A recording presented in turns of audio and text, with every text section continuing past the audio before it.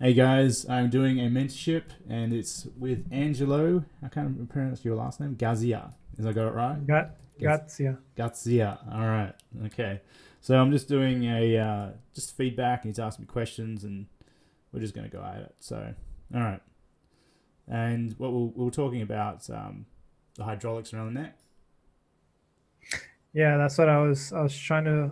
So, okay, so getting my train of thought again. Yeah, I know it's weird to do this, but So I'm it just was trying to. so I wanted So to get the most I wanted out of these last sessions I had with you. yeah. So that's why I was like, this would take a lot longer if I were to think about the hydraulics, and not just the hydraulics, but also, what would go in there to sell the believability. Um, Mm. because I know I'd have to put stuff in there. I can't just leave it empty. Well, you know what no one Um, actually makes is like they've got. So if you ever see like there's like an oil line going into them, yeah, like there'll be yeah. like an oil line. No one does that. The hydraulics work by magic. If you've ever seen that, they're meant to have like an oil line pushing, so that push the pressure will push it and then push it out, and then you suck it out again. Like so, that's how those actually work. The hydraulics, but you could do extra details like that to sell it, and things like that. If you have a look at how those hydraulics are working, so I don't Well, think. what I was saying is, well, this was, I guess, a cheesy idea of doing what you call that, the support underneath, or that cage, like the cage that holds That's not everything. cheesy. That's. I Um, think that's a legitimate idea. I mean, uh, you say it's good, or is It's it, a or is legitimate. it That's bad? why. Okay, if you think about what's under there, there's a cage, right? Mhm. So it's kind of like a car. When you strip out a car, there's like an internal cage, but it's all sheet metal and it's like compressed. But for I always compare things to like motorbikes. Motorbikes like the epitome of really well engineered, like really well engineered. If you look at a motorbike, really well engineered, right? The Yeah, yeah. frame and everything has to attach and everything has to line up, and they're like when you really look at one and you digest it, the things of beauty, right? So this is what you're doing. You're assessing it in that same way, and you're building a sub. It's like the subframe of how all the panels will sit on top of it, and so that's the right way. I don't think. Why would you think that's cheesy? That's not cheesy. I don't know. I was like, I guess I don't know. It's because I didn't know what else to put in, so I was like, let's do Mm. that.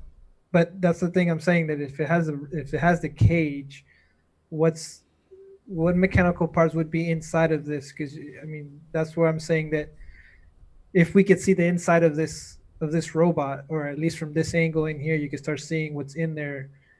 Obviously, there would have to be something in there, some mechanical pieces or some Yeah, kind of system.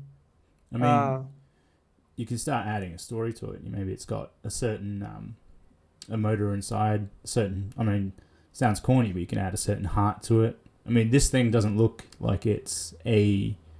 Looks like it doesn't look like it's nothing. It looks like it's something. Like you know what I mean. It doesn't look like a bland robot.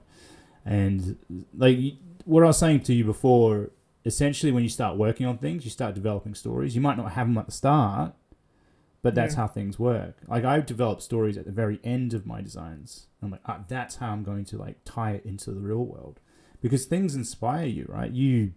It takes time, and I think you got to be kind to yourself. People sit down and think, I can do this all at the start. No, it doesn't work like that. You need to be kind. You need to be patient, and if you're impatient, you will probably end up like hurting yourself in the end because you're trying to rush through the process of something that's naturally you need to naturally grow, right? Nothing's really instantaneous. So, I mean, you could have those ideas, but you like, do you have a story behind this? not yet. Not yet. I haven't really gotten to that point. I've been just trying to. This whole week was I was just first I was looking at different videos and approaches to design. The other things I was also doing is I started to look at a lot of references, like, of nature. So I started to look at insects, how insects work, and Mm. different types of marines, different weird creatures you don't see much, Mm. and really close into detail to see how they work. And I also looked at automotive designs. I looked at different mechanical or industrial designs to kind of understand the languages of each one, um, and kind of to open my creative idea or flows, Mm. get my juices flowing. Uh, because at some point, at points, you get a little bit like, okay, what could I do? And you're kind of a little bit, if you don't connect with nature, you don't connect with with real life stuff to sort of understand and Mm. these designs, and then sometimes you get stuck, and I need to like kind of put that all in my brain and then see if that just flows back out through my hands and Mm. get these forms flowing. No, it's the best thing to do is to study nature and especially automotive stuff. So, because that's where everything is like the frontier of engineering. And I mean, this is why I say don't look at other artists. Look at where engineering is, because then you're being up to date with current engineering and what is actually possible. So when you put that across in your designs, you sell that believability, right? Yeah, that's what And I've been trying to do. mm, And I went ahead, and as you can see, I kind of blew the whole design that I had and just do my own approach of yeah, everything. Because at some point I was starting to think, well, okay, I started to feel that the the way that I started the other one, it was off of a whole bunch of different concepts. I started thinking I'm using it's ideas of a whole bunch of people, and I'm putting my ideas into something mm, that was already there, and I feel like that was kind of frustrating me a little bit because I'm trying to accommodate my design or my ideas to something that already existed, yeah. and then I have to like sort of compensate and try to match the designs of all those concepts that I put together to make that one character. Mm. So I was like, you know what, I'll just get the head, and then from there I start creating the whole body, and then might as well just do the bust. I think most people should be able to concept and finish their work. I think what happens is it's like when we start in a 2D concept, the translation to 3D is never the same ever, and it's actually really complicated to do that process. It's like saying, okay, that image behind me, if you were to copy that, you would have a harder time copying that than me making it from scratch, right? Yeah. So there's a point where I think most artists, I was thinking about it. It's like there's about a 20 to 30% level where you can go on ZBrush, maybe a little bit higher, and you're reaching that level now, right? Because you have to still. The problem is, it's not that you could finish a design in ZBrush and Dynamesh and do all that stuff. It's fine, right? But it's going to finish. You'll be able to finish it with a different level of finish, a different possibility, and then a different outcome, right? You won't be able to do that in Sub D or CAD. It depends what you want to get from it. So the thing is, if you want a production piece, you can you could you're smart to only finish this to around 30-40%, right? So then you rebuild it in Sub D and do a bit of CAD on top. The problem is when you predetermine too much here, you could still go and chuck it into, like, you could do it to like 80%, right? 90%. And pretty much you're predetermining the forms for what the Sub D is, but then you have to be patient when you go over it and rebuild it in Sub D, which you can do. It's not like it's bad, but it will take longer than just doing it straight in Sub D and letting you work from there, right? As I showed you on before, where I did it to around, it was like 30%, and then I took that and then built up on it. And that's what you're planning on doing that here, right? You don't want to do Yeah. too many details, because you can do it, but it will take longer to rebuild the Sub D. So you want to let this inspire you, and then once you go to the Sub D and then get inspired more, right? You're not, once you go on to move into the rebuild process, you're still being in that kind of a loose flow state, right? And because I did a video just on that, like copying things, it can be way harder. And so you can imagine if you did more detail, you know how you did it before, you did way more detail, and you're getting stuck, right? Yeah. Yeah. I did tend to do it a little bit less and not add those little bolts or little divots, mechanical divots, I think you and could, just I tried to keep just curves, and even though there is some, there's some plating. You sort think? of things going into each other. I don't think that's And I too complicated. I think that's just right. I think that's fine. You could even just do a little placeholder bolt detail, just like a little. You know how you hold down Alt with the move tool. So yeah. if you go over your mesh now and just make a really small brush size, where you want to place some bolts. Yeah, I was thinking of doing that. Might as well just do it in Just to something. it's just to inspire you a little bit. It's just to start cementing this, because as soon as you add some bolt details, it's like that's hard surface because it looks like there's a screw there, right? This Yeah. looks somewhat organic right now because you could still get things in life like this, right? With the exoskeletons and Yeah, rigidity I've noticed of the doing frame. do like I've noticed it as the more that I've been doing my own concepts and just doing this one and all the other stuff that I've been doing.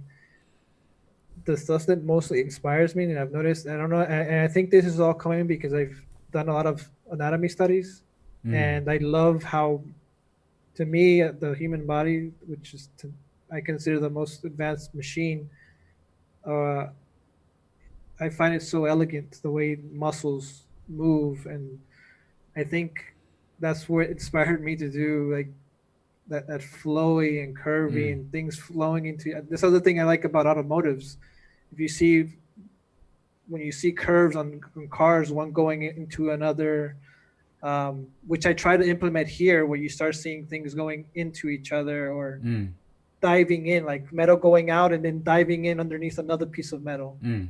Um, and I love that's something that I'd love to do.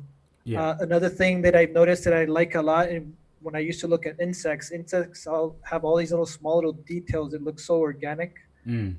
like these little, like it's kind of like a pin, like something pinned in, or when you get the Damien standard, it gets that little Yeah. pin sort of, It's a really great brush for inspiration. yeah, Mm. on He edges he like should get this, paid and for that that's brush. this I arrived by just doing like these plates and going Mm. into the metal, Mm. and then I softened out the plate and it's connected with this, and I was like, I like how that's starting to look in there, like, and Mm. right now it looks kind of like an insecty eye That's in the fine. front. Look, add some Uh, little bolt details. Just I'm telling you, just go in, just go doot, doot, hold down with, Alt, and just little with the tiny. It was just where you think you want them. Just go in and do a little tiny one. I mean, and I'll go crazy doing a whole bunch of detail. You're fine. Don't fear it. You're fearing it. Get rid of your fear. No, it's not there. Yeah, there we go. You'll get it. Around. Just be loose. Read my shirt. Not rigid. That's one of my. We're I all think that's one of rigid. my problems. Yeah. We're all rigid. It's the human condition to be comfortable, right?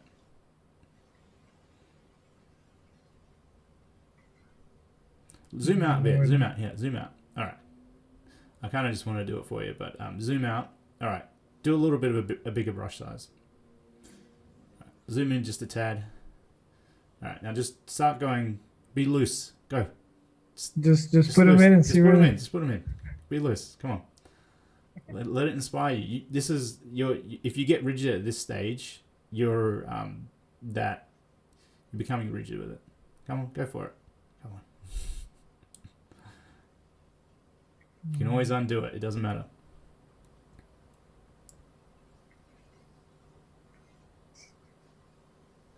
Even if I want bolts around the eyes. Just give them a shot.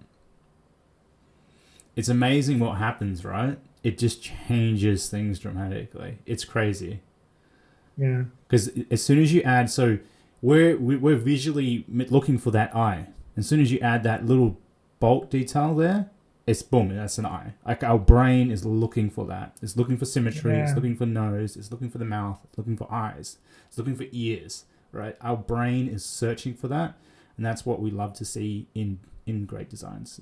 And so cars have that. Cars have faces. Cars have all types of things like that. So this is what you're talking about. This is why I always reference form within designs. Always. So I love to do that. It's what artists should be doing, even if it's an abstract thing, right? So Is it a good thing to always? I would say so. I Because mean, at times I maybe try not to. always, but I yeah. like to keep the little, that small little hint of a face, but Mm, I kind of like those that empty face where it's like mm. very super simplified. It depends Um, what your story is. Like if you can add a face, it's just tougher. It's tougher to add a face. It's like sculpting a face. Like every little thing that you do, a nostril pull here or there, it will throw off the thing. And so you have to really be aware of what you're doing. Go to a side view, have a look at it on the side, zoom around. Yeah, just start adding. Go for it. Add something to the cheek. You did really good job with that flow shape on the side. That's really good. It will be which really one? that side part, yeah, where it goes around Really? and down, and then you've got that. So once you so taking this into the sub D, it's going to be tricky and it's going to be difficult. So you just get ready for once you have to rebuild all that and get that flow. Once you start adding all the panel construction lines and things like that, that's when it gets hard because you start realizing this doesn't work as easy as that because that's a concept. That's only just a rough, right? And so when you start really building these things, you're like, holy crap! Like I can't actually get this panel line in construction line to actually line up with this one. Thus, you have to change things a little bit more than you think. So if you keep it loose here and don't try and if you go in here, like you can do that. Like I've done that. I did that with the helmeted design because I wanted to see how far I can take. I do that. I experiment with how far I can take a concept in ZBrush to really cement my final look. I don't do it all the time. Like I experiment with doing both, but what I'm suggesting here is, see, that's too predictable. You just put one there, one there. You just ruined it. Yeah, I know. See I how know. easy Yeah, it is? and I saw that. I saw that from this guy talked about All never right, so put just put it. bolts in the corners. He says that. Just put one in the middle. One in the middle. Who said that? I quite admire that person. No, that you interviewed him. His name is Alex. Alex? Alex. Yeah. All right, there we go. I do admire. Alex Yeah. Simbal something. Yeah, you I don't. forgot. I've actually. I tend to put like maybe one and then offset it. See, yeah, you can do one and then you can offset it to maybe the ear, the lower part. So like, nah, you put it in the middle. Doesn't work. And you're putting them too close to the edge.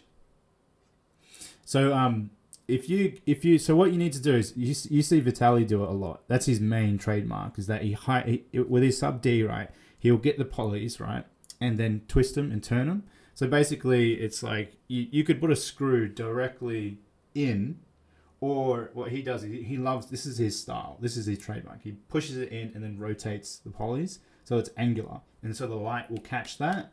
So I do a little bit of both. I like to do them straight on and then angle. So I've always been like that. If you look at my stuff, I got some angle, some not.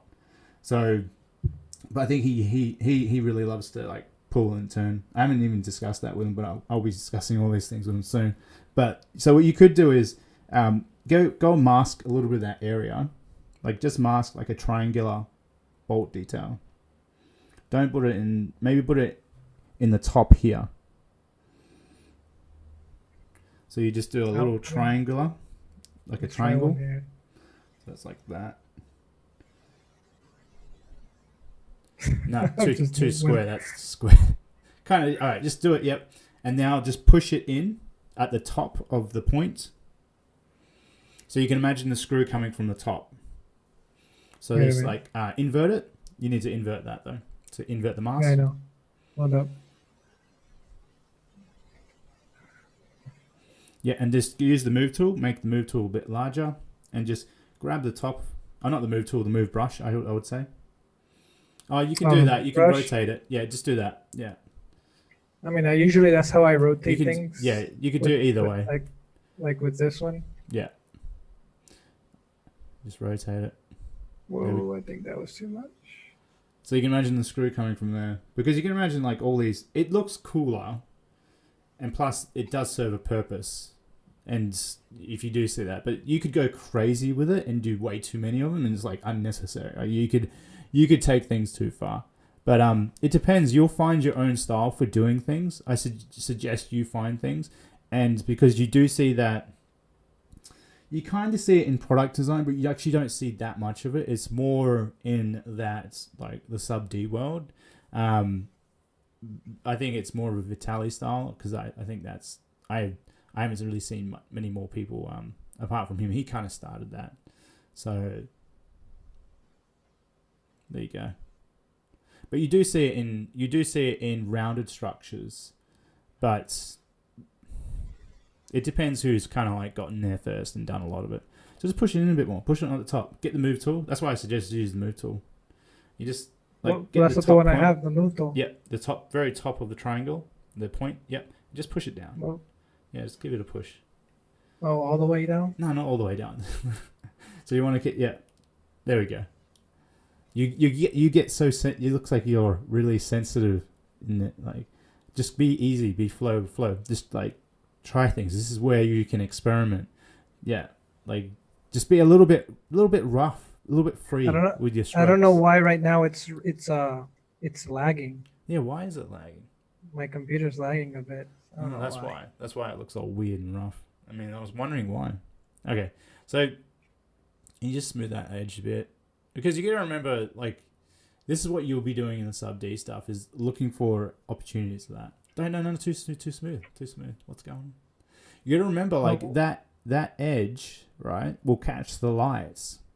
Imagine all this lighting, right? This is what you have to think about. Okay, how would this look? You smoothed that out way too much, by the way. But you should just undo what you just did. So what I was trying to do is with the Damien stammer, I usually make those even stronger. You've overthought maybe too much. You've become too attached to this one detail. You should have just get it done real quick. It's meant to be quick. Well, see, that's what happens to me. I guess I do. I kind of do move this rate. Okay, I should be moving faster then. That was meant to take you literally like 5 seconds, 10 seconds. Okay, so this is where like clients are like, hey, what are you doing? Like, what are you messing around with this one detail? So like, and all I do is I use that move tool and just push it. Use the the move tool. Yeah, and push it down. There we go. Let me move it again. Hold up. Go from the top view. You want to imagine putting go to the top, because you want to. I'm trying to get my mask back on, right? No, you don't need the mask. Don't worry about the mask. Go to the top view. Yep, top view. Oh, the top view. Just view it from the top. You're imagining putting a screw in there, right? Yep, and just push. Now use the move tool and push a hole into it. You could even make an alpha for this, but the alphas don't really work as well as like the shape. And plus, it's just a placeholder. You're meant to do this really quick and be done. There you go. Like kind of work. Yeah. Now zoom out. Have a look at it. Check it out. Do another one somewhere. Yeah, it looks alright. Doesn't really interrupt the form, and you've still got it. God, I'm coughing. If you then just like look around it and see how that is balanced now and how the influence. So you can imagine one. So you got one right here. You could put one under there. So like, under the cheek. So if you look from there, you can do another one like that. Wouldn't that be too obvious underneath, like here? Give it a shot. It's hidden under the. No, here. Oh, I'm pointing at the screen. So under the cheek, you've got the cheek here. So that's the ear. One? Yeah, there. It won't be as angular, but look, you don't have to do all the angular details. It's like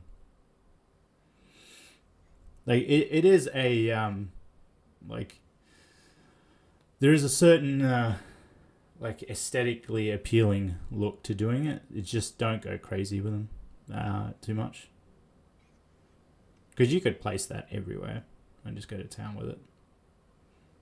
I do. I tend to like to put things down like on the edge of something. Don't do that. And move that up, but then that creates your. What's the point of that then? Imagine like the subframe or like this actual framing, like you pull out an iPhone that got little thin bits of metal and you screw things in, and it is a bit of a wank factor detail. Does that make sense? Like, it's like, hey, look at me, I can make these funny fancy details. But that's what you need. You need that 50-50, right? Yeah. I think you might have done it in there. You get so attached to your I your just don't stroke. like it. You're getting really attached to your brushstroke. Like you need to loosen up a bit with this stage. So just like shake. So does it really matter how perfect? This is the thing. I'm very perfectionist. Like everything has to be so. Need to drop. pers- Need I to don't drop know if that that. I guess perfection. that does slow me down. That. What there's a sense. saying: progress, not perfection. Remember that: progress, not perfection. So just do whatever shape. I mean, you can tune it after. You'll learn it. You'll learn the shape that you need to put there once you start trying it a few times. And you don't want to push it directly, and you want to push just an edge in. You'll learn it. Like, look. Oh, you mean an edge like an edge? Yeah. Yeah. For some reason, I could get Just a one better edge. this Just way. one edge. Just imagine grabbing the polys and just rotating it like that. You're essentially, it's from this point and you rotate it and it creates that triangular effect, right? Where it's pushed in here and the bolt goes in there. But you've got that. So then you move, the surface is moved in and then you can fix the detail in. Or get the, yeah, there we go. It works. I don't know why it worked and it didn't work. It's because you've like, it's a finicky detail. You can't just jam it all the way in. So, like, it's too deep, that one. Well, right now I'm having problems with the speed of my. Yeah, like I don't know. It's moving. I don't know if it's because of the zoom. Why would that make my computer lag? If you press Control Delete, you can check out what is lagging. ZBrush is usually pretty solid.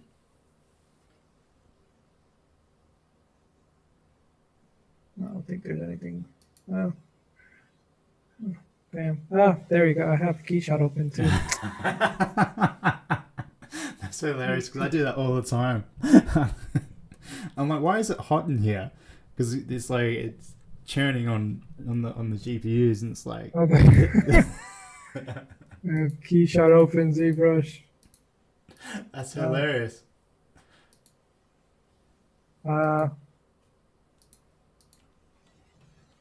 Does that make it faster now? Hopefully. Yeah, I think so. There you go. A little bit, yeah. I think it's a little bit. I think it's way faster.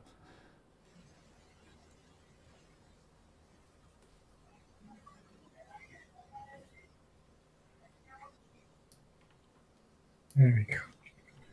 Kind of got it. Kind of. Yeah. We're getting there. Yeah. Eventually.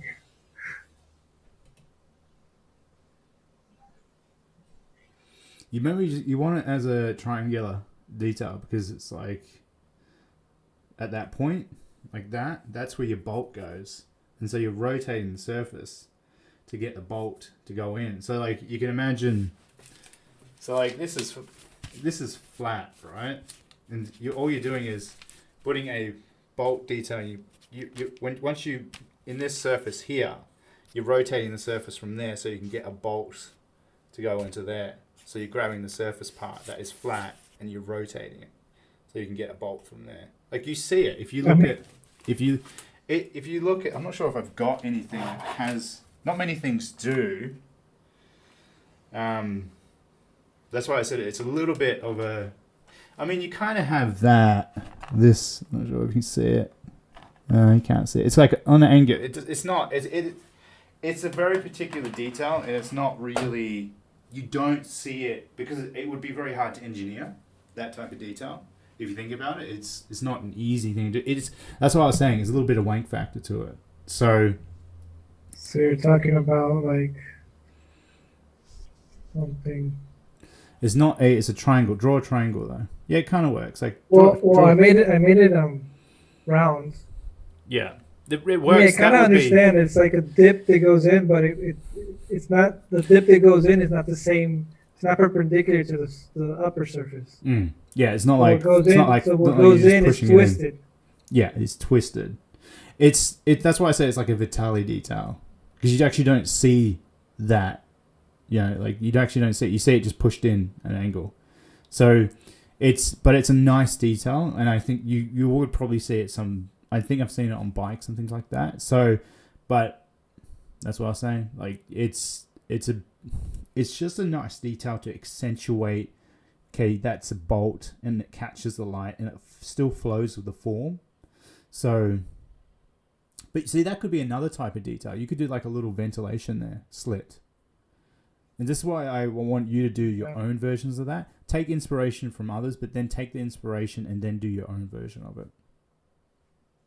Yeah. Like you shouldn't be just like copying straight out. Like you should be being inspired by people. And go, that's cool. I like how they've done that. So like when I'm teaching you stuff, I'm like, don't copy me at all. Do your own thing. And so when you do a detail by mistake, I'm like, well, that could work for you. Because the way you're interpreting information is kind of how you want to see it too. So I've learned things through happy mistakes, and I'm like, okay, I'm going to keep that. It's a happy mistake. But maybe it's not a happy mistake. Maybe it's what my brain wants to do, and I'm just expressing it naturally, right? And so that's why I was saying to you, you need to express yourself in this work, because you need to. Like, you're never going to get your feeling into the work, and I think people don't realize like that's like a happy mistake. You could even grow on that, and then maybe do one on the top, and so then you've got like this ventilation on the cheekbones, which would be interesting in that weird way, right? So, but you don't have to do that. It could be a light. It could be like a service port. See how you start thinking like, maybe it's like a plug it into your face or something like that. So like, I don't know, like I'm trying to give you things, and the thing is, it could be like a point where you like put a flathead screwdriver and you pop it, and the panels off the side. You know when you have to like remove things, and you need to get like a flathead screwdriver in there. Not screwdriver, flathead. I think you call it flathead. It's just a flathead, like a device, and you pop it off. So I don't know. This is an Australian terminology, but could be universal. That thing. Yeah, like on certain controllers and stuff, they just snap out. Yeah. They have a little rigid, so you could stick in a flathead in there. Yeah. Open it up. There you go. So what I mean, so you think about that. You're like, well, how would you service things like that? Because even if you have a screw, that's a sense like you're servicing that. And so if you took all the screws away from it and you had to make the hard surface design, it would be a different type of hard surface design. It would be like somewhat alien. So as soon as you add screws, you humanize it. Weirdly, because the engineering around it. So, did you try rebuilding this in Sub D? I think you sent me an image. So that's what I was telling you. So I was on here, which is I don't know. Oh, there's exercise. I'm assuming that's a little high, but anyways. All right, so it is a bit high, but it might not be. If you could go in there and delete some edge loops. This is the issue I was talking about. So when I get up far away, it starts to cut it. See, starts to cut it. Yeah. Where's your grid? Show me the grid. Oops. You've got no grid. What? Yeah. How do you turn? Well, I'm learning the program, so I don't even know what. Your grid's there. Hide the model. I'm pretty sure you've got a grid. Model? Just press Shift H, I think. I've changed all mine. H. Yeah. Okay. Where's your grid? Well, a grid. Right, go to multi-view. I think the thing is that is it F to center, or to Shift find the center? I've changed. Actually, well, A is. I think this head is really big and the grid is really small. It's really tiny. Because I did in ZBrush, I did make it. You remember you showed me the trick that if I scale things up and I read Dynamesh, I get higher resolutions. I scaled it up quite a bit to get really high resolutions. Yeah, that's probably why. So. There is a tool. There's a tool that you can change the resolution without having to scale it up. And what is that? It's Dynamesh resolution something. I can't remember what it is, but if you go to your like fit in view, but you've got nothing in view. Go change the views to the 4 views, so multi-view. All right, there's your light. Zoom out. Okay, what the hell? Zoom in. What is going on? There's your grid. So your grid is fine there, but you zoom. You should be able to see the grid at some point. Go to new, make a new scene. pretty sure I have to zoom out so far away to even get to this the. is weird. Go to File New. That doesn't seem right because you've got a grid there, and then you zoomed out in the grid. You should be able to File see the there. scene grid. Yeah. There we go. You got the scene grid. That's what you should be seeing. Now, import your model. You could- Import OBJ. Yeah.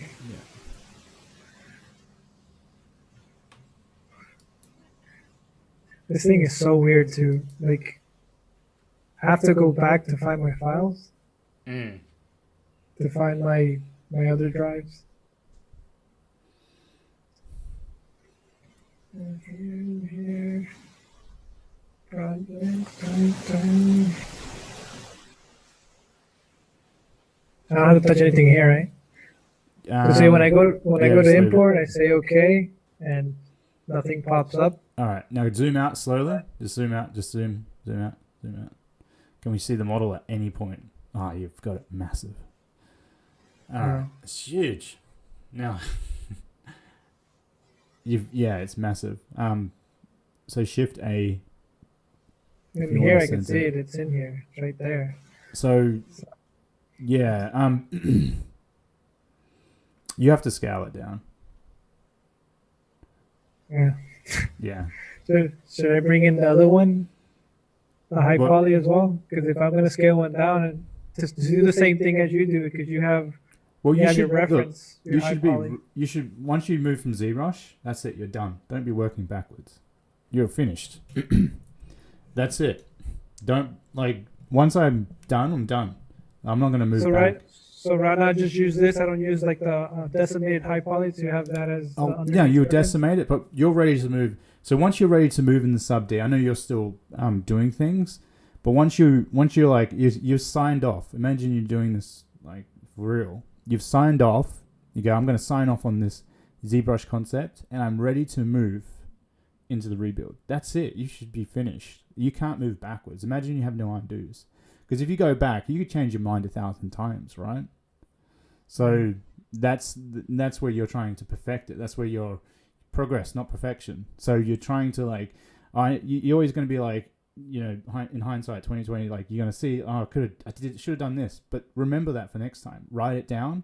Have like a document. So when you have your work and you have projects, write down what you got wrong and what you got right, and write down how long these things took you. Even if it's a rough estimate, just write it down so you can go back and you can look at things like, okay, that took me this long. And then you're going to okay, what did I do? What did I dick around with? Why am I being so indecisive? Why can't I make a choice? Is this an OCD thing? Do I need to control this emotion that I'm having here? And you probably do, right? So you just know, look, you've got next time to learn, and you can't be perfect because no one's perfect. And if you put that pressure on yourself to be perfect, there's a point an artist needs to just almost give up, and that you need to let go. So with you, once you've finished, you've done another design, you've practiced a bit, and then you come to this one, you're like, okay, am I serious about this one? Do I want to rebuild this in sub D? This could take me a week or two to rebuild this. Am I serious, right? You got to ask that question. You go, I'm serious. I'm going to render the hell out of it. I'm going to make it amazing, right? And you're going to visualize that. You're going to be like, I'm going to do this. I can see it. You can see it in you accomplishing that. But if you can't see yourself doing it, and you're going to the fact that you're going backwards, you're being indecisive, and you're working backwards. So that means you're constantly changing your mind and you're not just moving forward. Even though you moving into the sub D realm, and if you want to add some CAD stuff, it will take time to do that too. But this is why it's like getting a piece of paper and I'm going to scribble something. You're going to scribble the idea, you want to get inspired, you want to get some design language where the hand can come up with something that when you in here, you're going to be, you think different because the tool sets are different. So you're letting the hand inspire you. So but you're letting ZBrush inspire you for that too. So if you let ZBrush inspire you and then just move on from it, and that's why you just be done with it. Just be done and just go out. You will look back and go, I stuffed this up. Next time in ZBrush, I'm going to do this type of form, and I might not finish it, or might finish it a little bit more next time, because you'll be like, oh, I didn't finish it enough. So you're learning. Be gentle on yourself. If you're more gentle on yourself, but don't cut yourself slack. That's the difference, right? Remember to be gentle on yourself, because the more harsh you are on yourself, it's going to be more difficult. If you're going to like punish yourself for this, you're never going to want to do it as a job. So be gentle, but be persistent and plan. Does that make sense, right? Yeah. Yeah. Okay. So you're I think with you're actually not ready to move on from ZBrush, are you? No, I am with the head. I am. I am. I've All right. reached a state with this head that I do feel. With the So other heads, I didn't feel that confident, but with this one, I do. The thing is, since I have the body and I have to rescale it down, but of course, this is just what body, so I can rescale the head back down anyways. Once I mm, finish something, and I could just realign it with the body. mm, Um, but now that I was thinking that, now I have the question. Like for instance, like the robots you did for Horizon, and mm, you have to like you do in several pieces, and you have to rescale those pieces, and you have to realign them with something that has so many pieces or so many subtools. mm. How would you work around that of scaling up and down and then realigning all those things back together? Were they weren't sub D. They were all I concepted them in ZBrush. That's a different process. You probably Okay. couldn't make that stuff in sub D. That's the Okay. difference. How That's where do you decide to do something? in sub in Go the sub D. go the approach of using completely ZBrush They're all or different. That's what I was saying. So if you finish a design in ZBrush, it's going to look different to sub D. If you finish a yeah. design in CAD, CAD's going to look different to ZBrush, and CAD will look different to sub D. They all have their pros and cons. All of them. You can make a really impossible design with Dynamesh, but it will take you longer to tune it and refine it. But that's what that's what those designs called for, right? That to be very loose with the forms, and I needed to pretty much grow the hard surface around those designs, which you can kind of do in sub D, but still it's not as loose as doing Dynamesh or ZBrush, because ZBrush is like it's like clay, right? You can imagine you go in there and you tune things and you do things. So it's really up to you with how you approach it. For that instance, it was fine, but you're wanting to do a hard surface kind of panel construction. This is more robotic than Yeah. those were like I imagined those animals first. They were to me were animals first. That's how I had to look at that. So you have to approach it. You have to decide on how you approach it. Okay.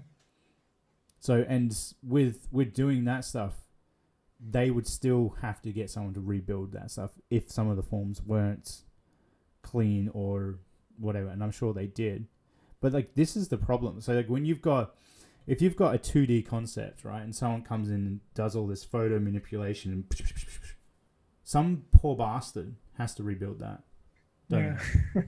So you laugh because you've been in that area.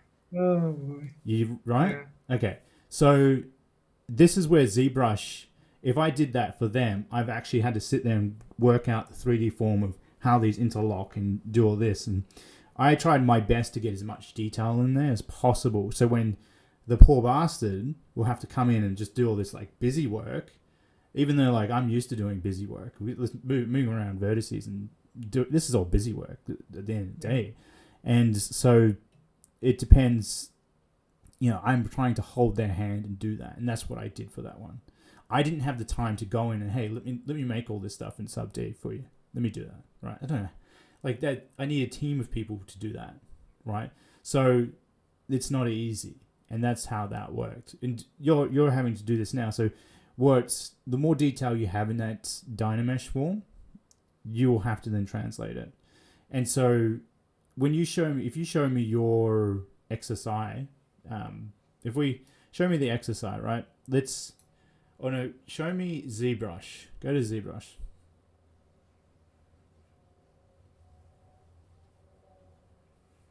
All right. So you have to figure out, because see, you've got panel construction lines. That's a lot of panel construction lines. It's too many, right? Like if you were to That's what I did to get a clean sort of flow, but yeah, that didn't work. That caused ZBrush to actually doing so many polygroups like this causes to not even do that great of a job in ZRemesher. So you need to So back I ended up off. taking it off, and it did a way better job without any polygroups in my case. Just let it solve the problem. You're not as good as that algorithm. You're like that algorithm's really good. So for like I just find like just let the computer do it. In my eyes, the computer says yes. I'm not sure if you've seen Little Britain, but like if you that's too many. Yeah. Okay. It's like if you think about, so what you're trying to do is when you're trying to do the remesh part, you're trying to define the cut lines, right? Like, you know, if you have the cut line, like that would be one panel around here, right? You've got like so many, like you've got like one here and then one there. Like you have to actually simplify the font. Like if you read, like it reads, like this whole flows. So you're trying to, you know, that flows from there and that goes around and it flows up there. So you're saying that each polygroup should be a panel. No, you've done that, but you've done a lot of them, and you've really overcomplicated that process of like where your flow is kind of like you've got one just here, like there. Like is that a panel that goes on top? Well, so the way I did this was. Look, can I get I'll grab your screen. This is what I was trying to. I need to grab your screen and I'll show you what I mean. But yeah, keep going. Yeah, I'm just gonna have to get remote control for you. All right. Oh, because what I was trying to do is I mean, there's so many curves on this that I'm trying to help ZBrush follow those curves so that I can have lines flowing in those curves. But the thing is, I ever want to do. What happens is what you want to do is those to me look like panel construction lines, right? Like what happens, it ends up. Yeah, so do I have control? Yeah. All right. So this is, where are we for the color picker? Color. Oh, up on the top, right up on the top. I have it on the top. Is it set to white? If I come in, where's the RGB? All right. I have no idea where everything is when there's nothing on the screen. It's like learning a new program when you have a totally different UI. I know, because you forget where all the menus are. Okay, so RGB, and I need to turn the intensity down. Where's your intensity? It's under stroke, right?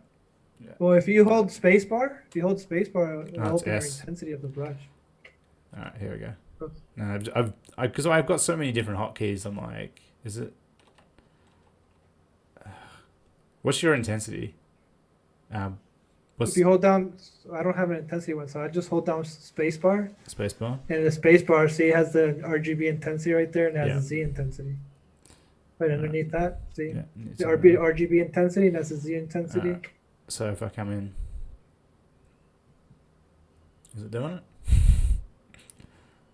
Okay, it's doing it. I have to like push really hard. Why am I having to push so hard? Is it doing it? The color's on, right? Intensity. RGB intensity is up. How come it's not doing it? Yeah. It's at 100%. I don't know why. Oh, do you take off? Well, RGB's on. I don't know if you should take off the Z sub and the alpha. But I don't think that has anything to do with it. But this is just me painting. What's going on? All right.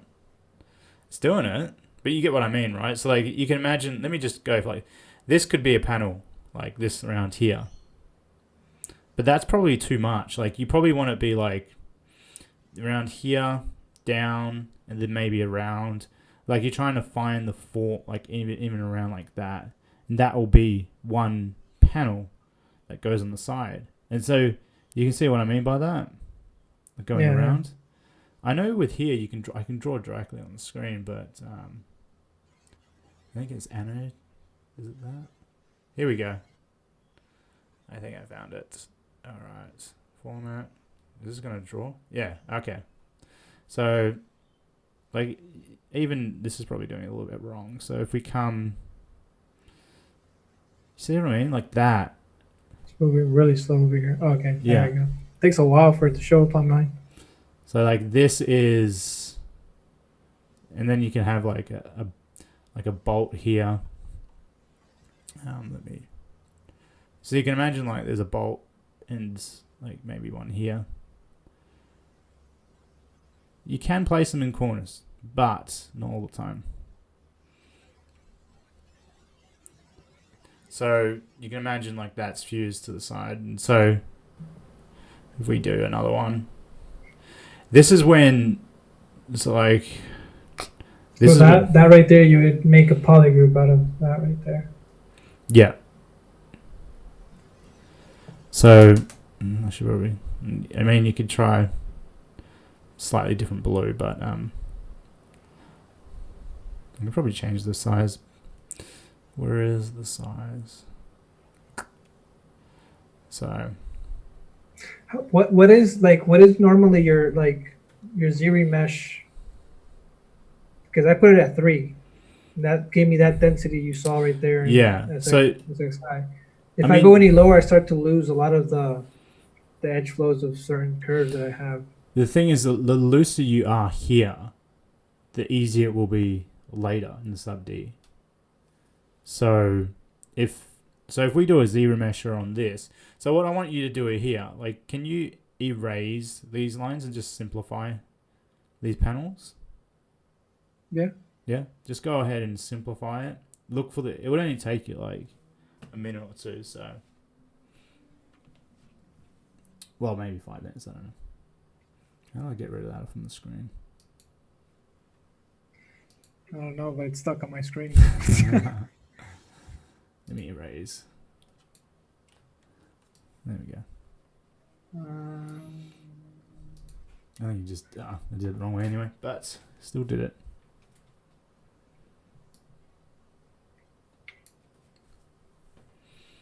So, okay, let's look at it here for a second.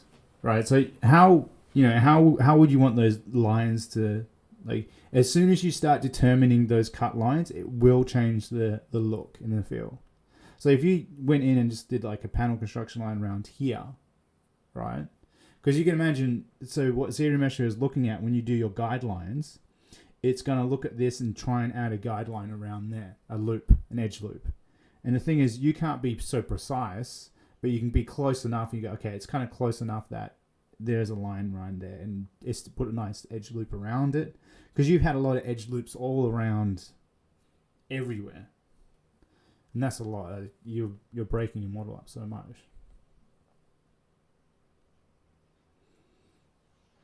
Because you watched that Spider-Man tutorial, right? Yeah. Yeah, and I do that hit in the tutorial where I show you how to do that. And if you look at that one, it's actually not that dense. If you want to switch color, just press V. That's really handy. Oh, V. That's the switch. Yeah, there you go. Hockey's your friend. I learned. Try and hotkey everything.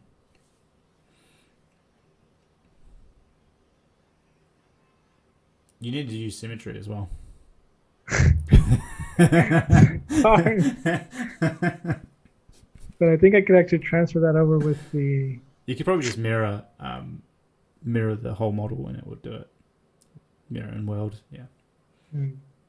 Just use symmetry because that's what you're going to see anyway, so that's probably like... I don't even know why. I don't even know if that's a really... It's because you placed it there with no symmetry. So I would erase it in the middle here. Erase those cut lines and then terminate it down. And then try and figure out an edge loop around. So I'll draw a new screen again. So, like, I'm thinking like this, like that, right? So you're highlighting a sense of an eye, and maybe it could come up and around, or it could come up and around here. So then you have this as a focal point of the eye, like that's what I'm seeing for that, but you could terminate it up here and around. So you see how like everything starts to change, right? So this is and then you go, okay, what type of cool material, like, is this going to be a color? So then you can imagine that will be highlighted. So if we if we did like, I don't know, like a red, I don't know, it's like a red cool texture on top of that, right? It goes around. So your visual eye of what you're looking, the visual eye of what it's picking up is picking up this big bug-eyed design. So you have to decide on what that will look like, and you start previewing it and start understanding, okay, once it has materials, it will start to change the look. Once you start rendering stuff, that's the fun stuff. I enjoy that stuff, but it can really make or break your design, and you should get yourself a little bit ready for that. So I start seeing what this would look. Yeah, you can try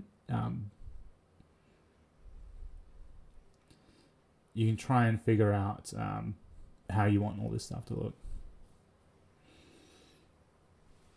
So it looks kind of cool, right? See how it's because you need to let things start inspiring you, and color can do that.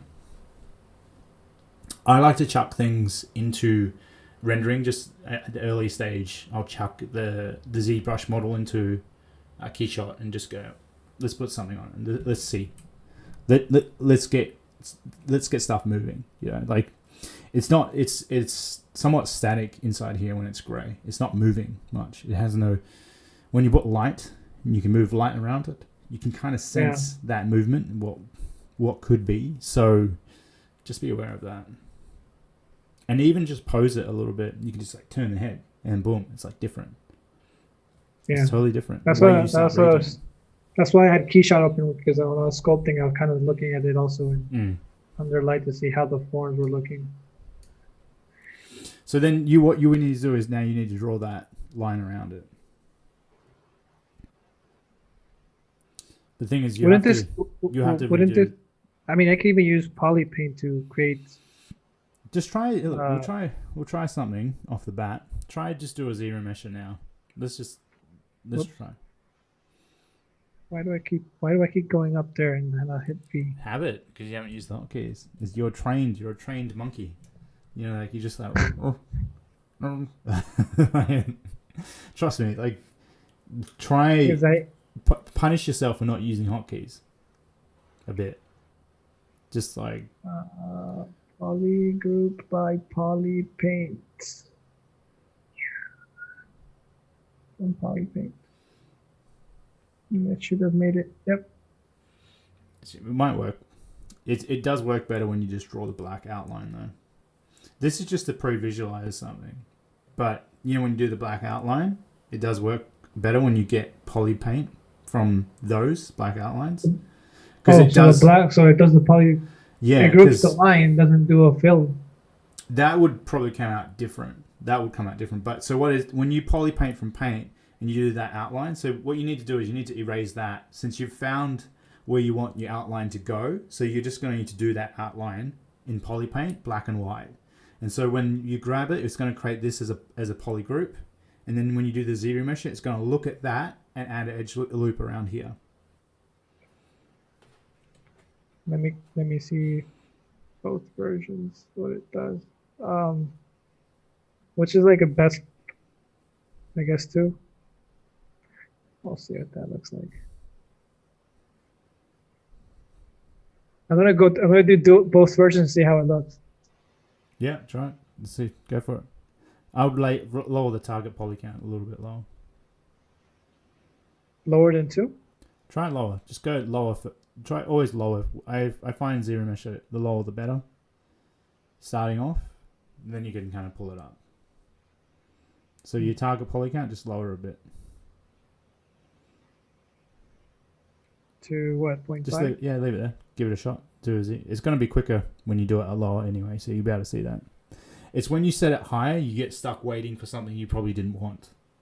Just like Dynamesh. When you crank Dynamesh too much, you get stuck waiting for a really high resolution. You didn't want it. So you always kind of ramp up. It's always quicker to go progressively higher. So is this doing it? It's doing it, but I think it's taking long because it's a really high decimated piece. Yeah, you went way too high. All right, escape that. You need to do a zero mesher on it. Lower your resolution for Dynamesh. Do you have your resolution for Dynamesh? Yeah. Bring that down. All right, where are you? Yeah. At 2000. Try 500. Yeah. 12. Now do it. Remesh it. Is polygroups, keep polygroups on?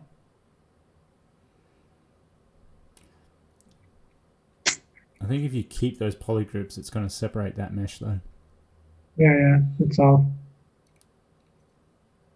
I don't know why Dynamesh does that. So move a bit of the geometry. I change my resolution and it doesn't do it unless move it. do something on here and then it does it. Yeah, that's how it works. Yeah, just move the mesh. You need to change the mesh. The surface. Yeah, now do it. There you go. Why is it not doing it? Is it even on? Doesn't change. Did you change the mesh? Did you change any continuity in the mesh or? No, just make one give really obvious one. What's it? It's not even on, I think. No, yeah, it's not on. It's my fault. All right, wow. still too high. And that's still high. Yeah, that's why I said everything even lower. Your scale is massive. 28. I think even 50 would be enough, but yeah, you're gonna move it. No, there we go. Yeah, there we go. Okay, now try a zero mesh on it. All right, you got this.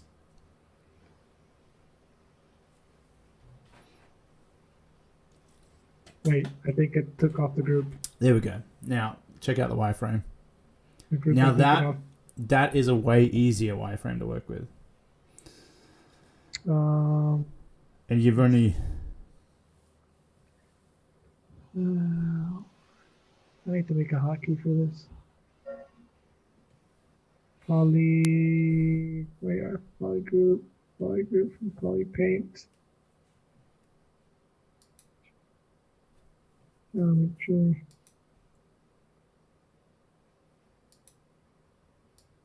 Oh crap. You got this. Come on. It's all easy. There you go. There we go. Then now you look at it, right? Way easier than before. Like, there's that. Yeah. See how I think it still works better when you do the outline. And so you can kind of see where what I want you to do is duplicate that subtool and then undo it and look at your high res. So duplicate that one. Make a copy of that. Uh-huh. Yeah, and then you've got a bunch of other stuff I'm saying. Yep, okay. Yep. And then undo your zero mesh on one of them.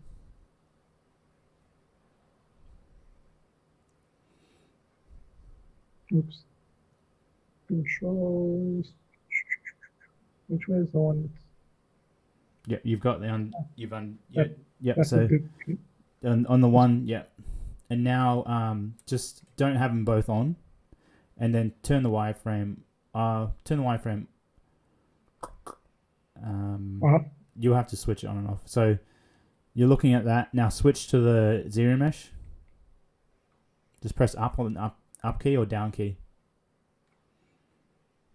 Whoops. That should okay. So just switch between it. Turn the wireframe on and off, and analyze where the edge loops are going. And see if that will be suitable for you. For the mouth, you're like, okay, can I get the mouth? And do you see what I mean? You can start seeing that will inspire you.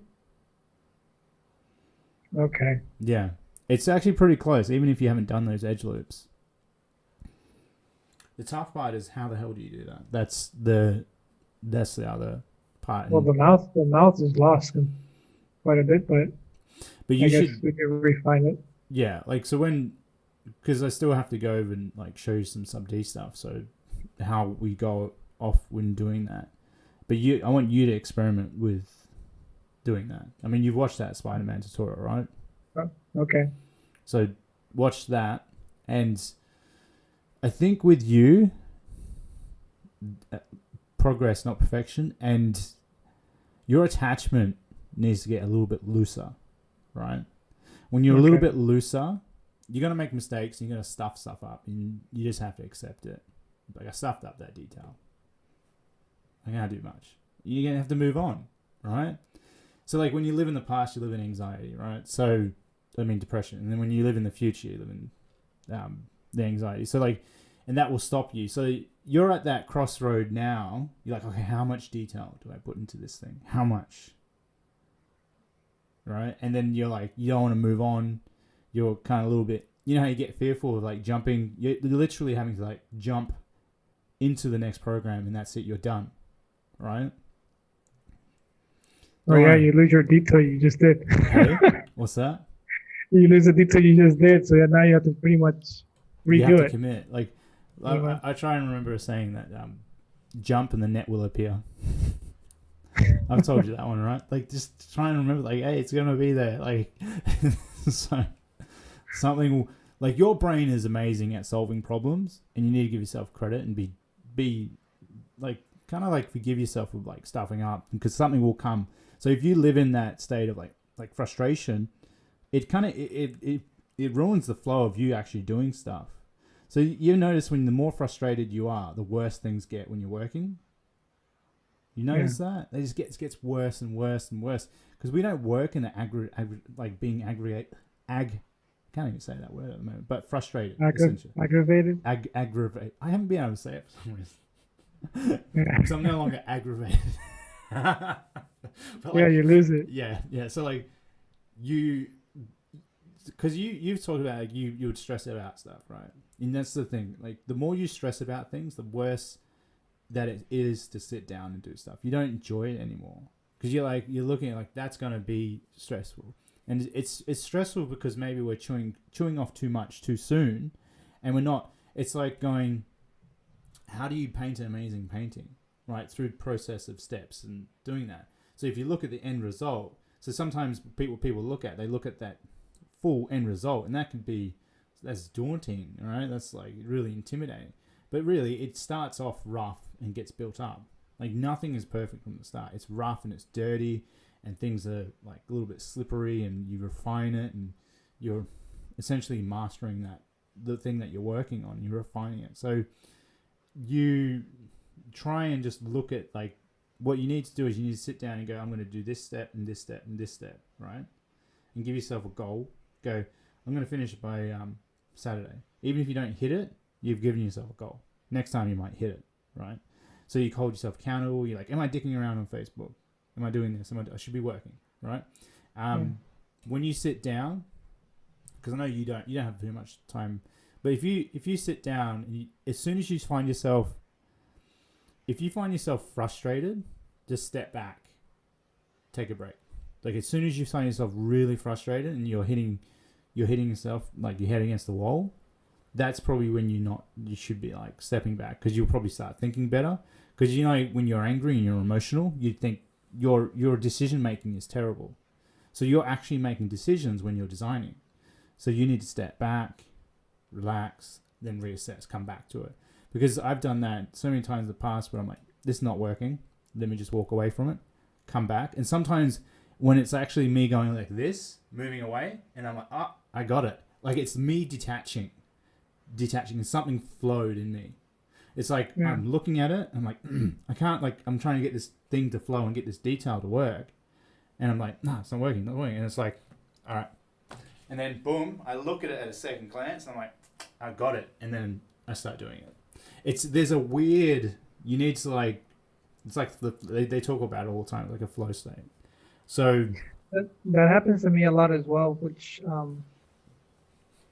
when you stay seeing something for long periods of time, like I'm working on something, like I'm working on the head, and I start to fall in love with what I'm seeing, and I like it and stuff, and then the next day I go and see it, and then I find so many things that I don't like about it. But the day before I did like it.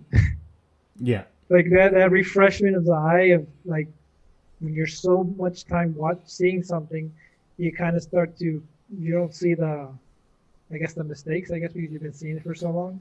It's kind of like if you're self-critical about your looks or something like that.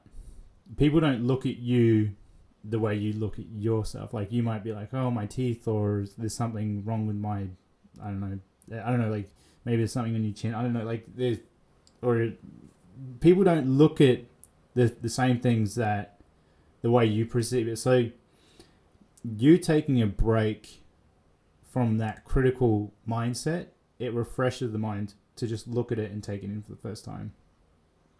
So I remember working on so many things where I, like, this detail didn't. So, like, I have an intuition point where I go, okay, I think if I change this overall part, at what point will it be a waste of time and what point will it be beneficial? So let's say with you working on this one, and you know deep down, like, you've come back to it, right? And you're in that concepting phase and you're like, this is getting to me more than it should, or I've learned to let go of it. Like, you have to use your intuition, use your gut feeling, and trust your gut. So, I mean, do you know an example where you've obsessed about something and you're like, that wasn't worth it? Maybe, but I don't remember now. You don't remember? All right. So that's what I mean. You don't remember. Even then. I don't remember. It's just, I guess it wasn't that important. That's what I mean. That the fact that you actually don't remember means maybe it didn't matter. Yeah. So, really think about, like, does it, like, even look at that dinosaur, right? Like, you could see, like, maybe the person obsessed about, like, one of the little bits of armor being off, but you looking at that, you would not take that in. Like, he or she could have, like, one bit of, like, armor, and it could have been, like, slightly dirty or something like that, but you don't take it in like that. You're not being so critical. Like, even you just look at other people's work, the way you view things will always be different, and you have to try and go. I think that's the problem, right? Your detachment, and then how people are going to read your work. I think that's like mastering. It's art, and art is somewhat. There's an obsession behind it, but I think most people who like to do their work are somewhat obsessed if they want to do a good job. But there's a point of detachment. I mean, look, there's one leaf off. I don't know. Like, you could say that he did a crappy job on one of those leaves. Like, why did he do that? But I mean, you wouldn't see it unless you're really being critical, and it's up to you. It's really up to you. Hey, I did a Hulk and a baby once. That's weird. That's actually all this. They put, like, the best of the best on here. It's awesome. On the stuff. Yeah. They should be paying people for this. They should. And now they're doing all the cloth stuff with the new cloth. Yeah. No, it's like, yeah, ZBrush is definitely leading the pack. It's because everyone's got all these cool texturing tools, and then the hair stuff's getting better, and everything's coming together. So yeah, they're making it really, really quick too. Like, sort of. I find like ZBrush. These aren't as quick as you think. The better they look, the longer they probably took. Let's be honest. That's quick, but some of the hyper realistic stuff, no way in hell you're doing that stuff quick. You gotta. Your attention to detail has to be there. Yeah. So, yeah, let's not kid yourself. Like, these look great because they've spent time on them. I think that's the way it works. And so, nothing fast is ever as good as you think. So, it's like, that's what art is. Like, art is a commitment of time, and if you sit down and you do it, but you should be organized with your time, and that's why if you don't keep redoing stuff, you'll be more efficient with your time. Just moving forward. And the mastery comes in the fact that you've repeated the same process, that next time you do the process a little bit better. And there's still, things still take time. I think it's the tools, so the tools improve, so the look improves. And then it's a little bit quicker, but still your attention to the detail needs to still be, like, you have to, like, looking at what we're doing here, for your design, like, you have to give attention to things, and that takes some time. So, you'll get faster and faster at it. So, yeah, with this, try and keep those forms simple. So when you come in and start doing the sub D stuff, and then reference it like I did. Okay. The problem is you need to get efficient with poly modeling in XSI. right? I'm not sure if you're efficient. You need to get your hotkeys, and I will. Yeah, which I need to. It's really hard to find tutorials nowadays of There was, XFI yeah, because first of all, it's not out anymore, and I think back then when the program was out, there wasn't that many tutorials. yeah, So when I try to find stuff like very specific things or like there's some basic stuff, but like a lot of things are kind of missing. So it's really yeah, hard to find information. yeah. I But mean, I guess I'll find the hotkeys. I don't know how you change the hotkeys though. well, we can do we Oh crap! I always get confused with this. But yeah, I think going in here, so you've got things like under deform and polymesh, like a bunch of things that you would be using. You'd want I mean, to, what I'm trying to do is I'm trying to sort of because I know Maya and I know that all these programs run the same way. You know, they have their settings and they have their tools. yeah, I'm just trying to get familiar with all the sections. Like, mm, I kind of already know what these are, and I know where to change the edge. I just don't know the hotkeys now. I have to find the hotkeys for that. yeah. So Um, I mean, if I'll share my screen quickly. I I'll send you my I know. UI. You could use my UI if you like. And How my do I hotkeys. install the UI? You just have to UI. override the files in XSI. You find where the files are located and override it. Oh, okay. Yeah. And so let me share my screen quickly because I think we're about done. Yeah. Where's the screen share? I think you got to stop sharing your screen. Oh. Yeah. Okay. So, all right. So that's all hooked up to a hotkey. All right. And that's the 4 views. Control F for that. And you hover over it, you select that view and it'll go like that. So, and you've pretty much, so with all this stuff, you can see how I've got wireframe, that's sub D, scroll up and down. Yeah, that so far I've learned that. Yeah, and you can come in with middle mouse click, and so you've got your local. I can change it. Oh, okay, so that won't work. You can change your pretty much where you want things to go. Global, you get all that. This will T to split. General bevel operation, and if we come back to the shaded view, and you can control D to extrude. That will do down. Have you changed all your hotkeys, or Yeah. you still use some of the defaults? Some on default, you have to go through. So if we have a look, I've got custom scripts in here. So you have to see activate push. That's not actually. I've got ones. If I have a look,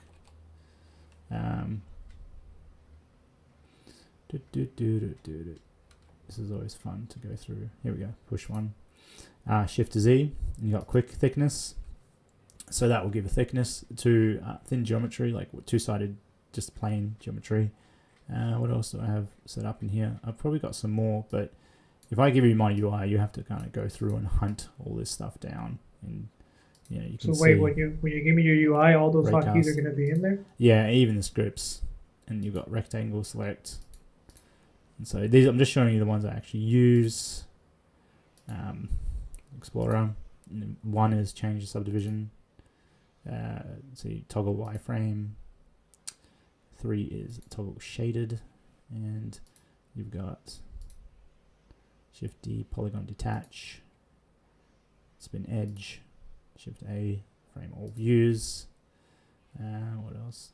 So I've got so many things, like I've got the circle script, Shift S. I don't know, where is it? Is it Control S or Alt S? Let me have a look. That's for the Shifts- bolts. The yeah, circle they script. apply roundish script. Yeah, Shift Yeah. C. So, and I've got relax. Relax is hooked up to So that's a custom script. Relax 1, that's hooked up to this if you come in here.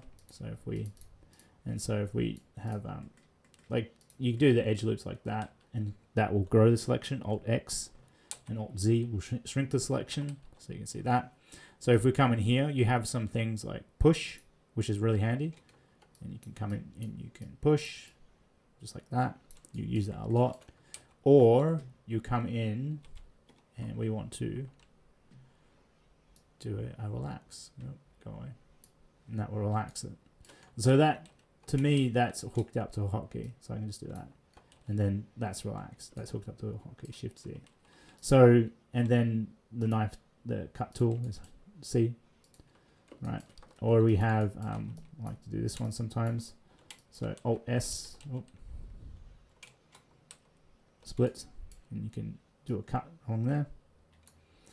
So, and what else have I got? So, wait, G, or was it B? It's G. So G is the bridge. And what else do I have? And that's a subdivision up and down. Spacebar is to rotate. E is to delete. I got that as delete because I want to. Oh, you change your navigation tool? Yeah. So you use the same one for Houdini uses big spacebar. yeah, yeah. And another one for creasing is hooked up to F. So like I was showing you, once you come in, you subdivide here, right? And you can do that. I've been wanting to hook up these two hotkeys, but this subdivision one, I couldn't find out how to do it. Sometimes you actually can't do it. I think that I've done it, or I thought I couldn't do it, but I need to go back and look at it. So you probably can actually. I just have to look at it again. So you've got like symmetrize, and when you're working, so say if we come in here. Oh man, I've been working in Moise. I keep forgetting my hotkeys. All right. Yeah, that happens. Like I'm working. So many programs. You go from one to. We'll finish there. It was alright, but yeah. I think people didn't see that, but oh well. It was yeah. It was for you anyway. This is for you. So, yeah, that was cool, right? I mean, this is me showing you XSI, and do you get you a little bit more confident with it?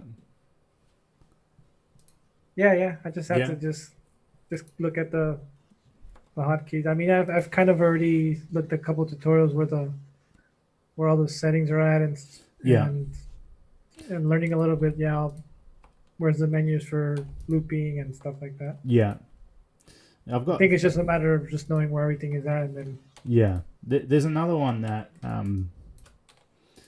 this is a good handy one to kind of use. Is that a script, or is that the one that comes with XSI? It's hooked up to P. Yep. So you can just start creating a shape like so. How do you maintain it? Because sometimes when you put points, it just how do you have control over where do you put the points? Like in the depths. So it snaps. Depth-wise. So you can see it. Yeah. I'm actually not too familiar with using this too much. No, stuff it. Here we go. Right. So adding, like doing, I don't know why is it still, I stuffed that up. Let me do it again. You can get like shapes like this, and the B tool is like tweaking, stuff like that. You move things around, but generally you can try and find what you want to do. Angular things. I don't really tend to do these types of shapes. For little things, you can come in, we'll flatten it. Yep. So, I mean, you can come in and just like play with it. Essentially, you're just like, it's just concepting a shape in there. And you can give it the Shift T. That's what I hooked up to. Shift T. So it just gives it a thickness. It's just the script that gives like these panel shapes thickness. And so you can come in and just like, this is what you would do if you want to do some shapes and whatever. But that's a terrible shape. But I can show you the lady. Where are we? Let's check it out. Yeah, here we go. So it's pretty much everything's done for the lower part. I'm ready to move on with it. So yeah, it's pretty much that's it, and little cool vents up there. I feel like I didn't do enough detail, but I'm done. It should come together in the render. I've got renders of it, so I like the feet the most. See, these are like little ideas that I've placed in there, and then I thought, you know, that it's not going to be there anymore. So you can see it's pretty cool detail. What are you gonna render it in? I was thinking I was going to render it in Blender of all things, so try Blender out. And see, there's the kind of turn of the detail. So I placed a lot of these flat, and I was like, it's going to look cool if I rotate it. You can see. I don't know. Is that explicit? What? Is that explicit? It's not explicit. It's a robot. So it's where the bullets come out. I don't know. I was thinking of like that, or like that's where the bullet goes. No, the bullets come out. So. Oh, they come. Oh, okay. Yeah. Are you gonna animate that? I was gonna send it out to people. You know, hey, you want to animate this? Go for it. So I was gonna send it. So you can see how all this stuff came together. These little installation details in between panels. This ventilation, little vents, layering, and having an understanding of layering, little things like that. I could probably add a little thing in the middle there, but you can see this will I'll probably try and turn this into something, but I wanted to just get moving with doing the top because I got a little bit fed up, and this is like a little light, so you can see that gritty, that yellow part. This is that grabbing each face and then doing inset and then pushing it in, or do you have a script that does all the faces, or is it just? You can see I kept the copy of it. See the copy between that one, yeah. So essentially, how I did that is I will select one vert, and then Alt W is to select adjacent. Oh, okay. But you have to go through and you disconnect these edges, because otherwise it will go through. And I just press T to bevel, and you can see that. Maybe 3, Shift Z to push, and then we go. There's lots of little different ways you can use this. So okay, yeah, lots of different ways that you can use it. But yeah, that's it. That is it should be interesting to render this, and you can imagine it. Always like to pose it really dirty. Just be like, hey, well, how does that look like? As soon as you start, and you've got another thing called the proportional modeling. So I'll show you. So you say proportional. So like this is based on, turn the subdivisions off. So this is based on the distance, and it softens it, or so when you rotate from the selection, you see that selection is now soft. Oh, it's like soft like in Maya. Yeah, it's the same. I think Maya took it from XSI, to be honest. And so if we rotate this leg, it probably won't do a fantastic job, because when you don't rig things, things don't work as well as you think, especially hard surface. So where's the rotate? I need to go back to the object, turn the subdivisions off, and rotate. We are out of time. What was that? That's the timer. Oh, the timer? Oh, you got timer there? Yeah. Alright, I'll just show this for the sake of it. Since I'm doing it for YouTube, it's double work, so I'll give you some more time. Plus, you need to learn XSI, so I don't want to leave you hanging. It's horrible. You know, like, how do I do the next step? You're kind of like, all right. Let me turn this off. I don't want to get no rotate.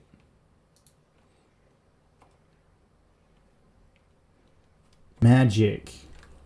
As soon as you pose things. It doesn't look quite right. Oh, looks alright. So, boom. Things always come together when they start moving, and then you can kind of like... That's what I was saying to you. So that's why I added some drapery here. Because it's kind of... It's a shape of a woman, and a woman wears a dress, and I'm trying to like sell it. So... I don't know if this would be deemed sexist, but it's not real. It's not even a person. People are so sensitive, and that's why I'm just expressing whatever I want to. Plus, I'm bored of seeing robots everywhere. Like just robots, you know. Like, what's the point? Let's get some soul and fun into the work that we do. Okay, so if we rotate this, if it's going to boom. So you just got that. So there we go. There's the like pose. You can see how this geometry here, I've taken that geometry and I've subdivided it. See? So I'm taking this into MOE and then adding detail, but I just had to add in the final edge loops because this is not a shape I could do in MOE because it's slightly tweaked and tuned. I probably could, but I'm not that much of an expert. It probably, depending on how the top will be, it should be okay. I'm no expert in CAD. But you can see how, like, as soon as you pose it, it comes together, right? Like, there's movement, and so that's what you want, right? See, I've already done some tests here for some cuts and things like that. Just if I want to, I could pretty much take my... After you read the apologize, you could actually take it through CAD program. Yeah, you got to keep it sealed up and everything. So, but yeah, you can see how that just looks, you know, it's a little more interesting. And like, I've got my bolts down here that I used. I like to use really like crudish bolts because there's a relatability then. It's like bolts that you can kind of understand at times and mix that into designs. So yeah, you can kind of see how it's just like how you might see it moving. It's very weird and interesting. Yeah, I'll give you that. So Yeah, but all the details seem to have disappeared there. Don't know why, but yeah. I hope you go off with exercise and use it and don't freak out. But just don't freak out. Like take it as it comes. Like I showed you even last week how I came to doing these. You know, I've subdivided it and then added details and gone in and used the, you know, to make the round script to make those bolts and things like that. And like, it's tough. It's not easy, but the more you sit and you think about it, you can complicate the process. So just approach it and start doing it. And like, not everything's going to work out. Like, there's some things that here, like this didn't quite work out. I did it, like, it's a little bit too repetitive for that pattern. I'm like, I'll keep it, just leave it. Like, it's interesting. If I go back and redo it, I'm just wasting time. Just move forward. Just go with the flow. Like, you didn't have any concern over this, did you? For example, like, is this too much? no. Like, you don't I kind care. of like the detail. There we go. So, but for me, I'm like, it's too much. Like, I would do it in a different way. I would have some little details here, but so, and that's what I mean. That's what I was referring to. Like, what I care about is what you don't care about. Does that make sense? Yeah. Yeah. So you're just like looking at like the whole image, and that's how we look at things in life. So, but yeah, it would be interesting. Yeah, the things came back. I don't know why. Oh, it's because I subdivided it. And to do this stuff, it's tricky. You have to weld up. You know, you subdivide it and then weld it back, and yeah, it's hard work. It's not easy. This is why you don't see it. Like, you don't see designs like this too much. It is hard work. It takes patience and focus, and yeah, just like everyone wants an instant result, and it's not instant. Sub D is not instant. not instant. You have to work your forms. You have to plan and embrace it and go with the flow. But I hope you get something out of this. And if people are curious about my mentorship, you can email me and we can get talking and go through the process of getting you going with it. So like and subscribe if you guys like this. And like this is something that I do for my mentorship, as my mentorships for people. So did you want to say bye, Angelo? All right. See you, everybody. See ya. Thank you, Mike, for everything.